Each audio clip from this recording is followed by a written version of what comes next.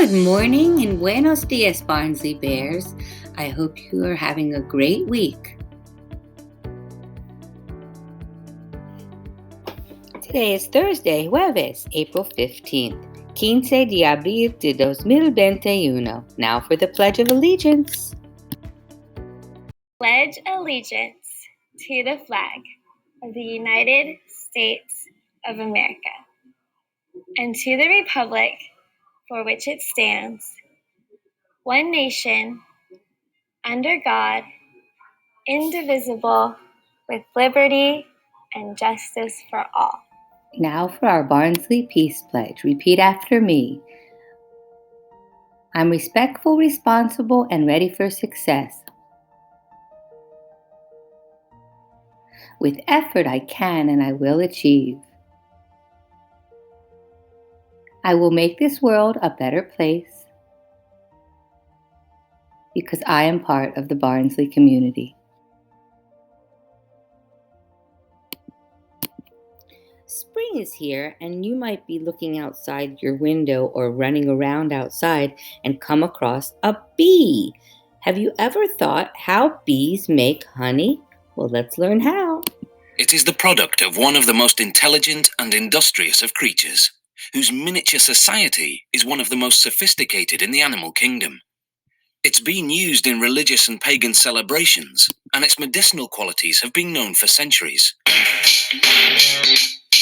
It all begins in a field where worker honeybees suck nectar from flower blossoms, such as clover. They store it in their honey sac, then return to the hive where other worker bees suck it out and chew it, breaking down the nectar's complex sugars into two simple sugars called glucose and fructose. The bees then deposit the nectar into the cells of the wax honeycombs they've built. They fan it with their wings until most of the water content evaporates in the warm air of the beehive. What's left is thick and gooey honey. The bees then cap each honey-filled cell with beeswax. That's when the beekeeper steps in. Bees will sting if taken by surprise, so the beekeeper sprays the hive with smoke from burning pine needles, a scented warning that foreigners are about to enter the hive. Inside the hive are wooden frames hanging side by side, each holding a honeycomb. A hive can house hundreds of thousands of bees, all descendants of the prolific queen bee.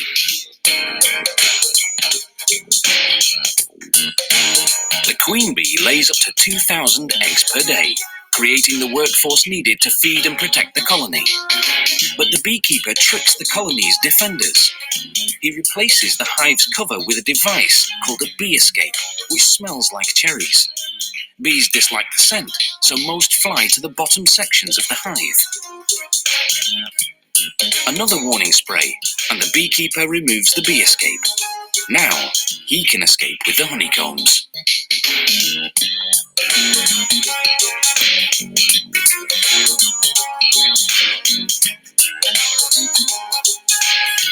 Inside the honey factory, they put the honeycomb frames on what's called an uncapping machine.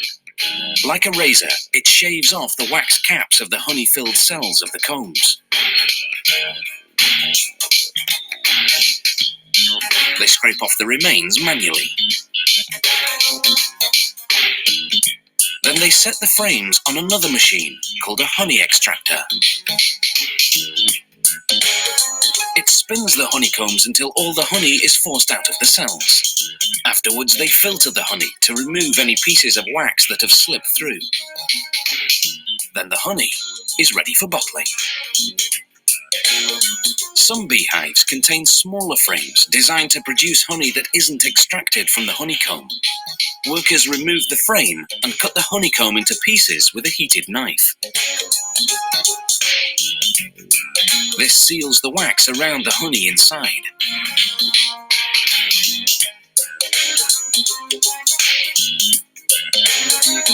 This wax is edible. The beeswax lining of the honeycomb goes to make candles, furniture polish and lipsticks.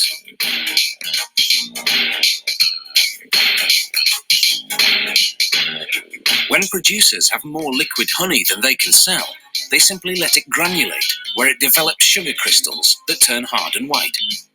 Then, when orders come in, they return it to its original liquid form by heating it to 130 degrees Fahrenheit. The jars are vacuum cleaned, then filled.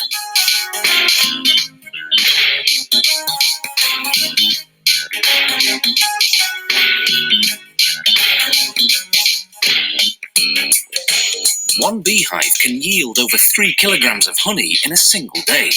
That's much more than the bees need for themselves. The surplus is what we end up eating.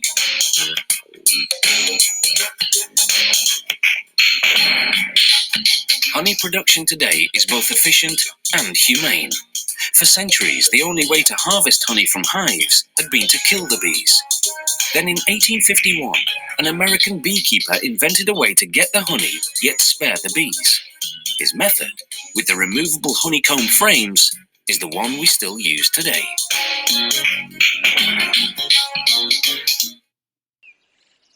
Now close your eyes and breathe and get ready for a Barnsley mindfulness moment. Breathe in and out and relax.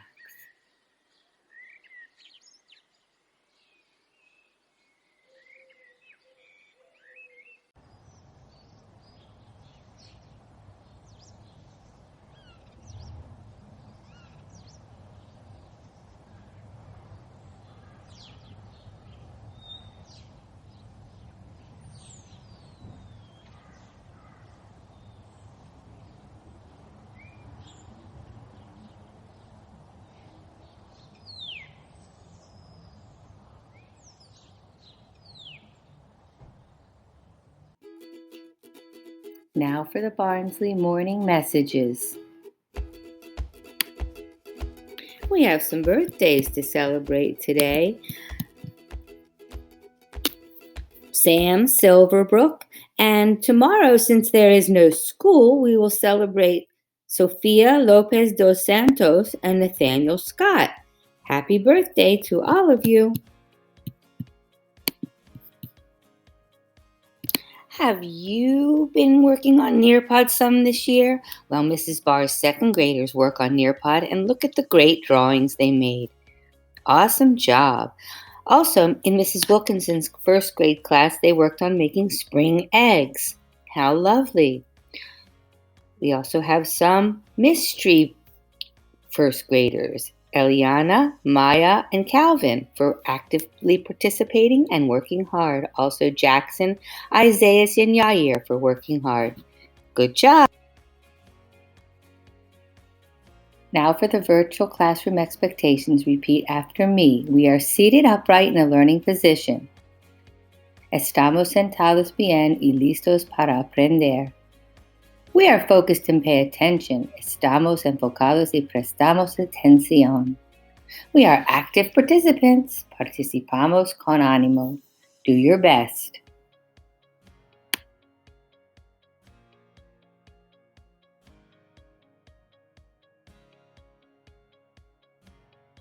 Remember, boys and girls, be kind, think positively, and have a thrilling Thursday. And remember, no school tomorrow. It's Mrs. Trofkin, your principal. We miss you. We hope you have a wonderful day of learning. And remember that we are a school family and Barnsley bears care.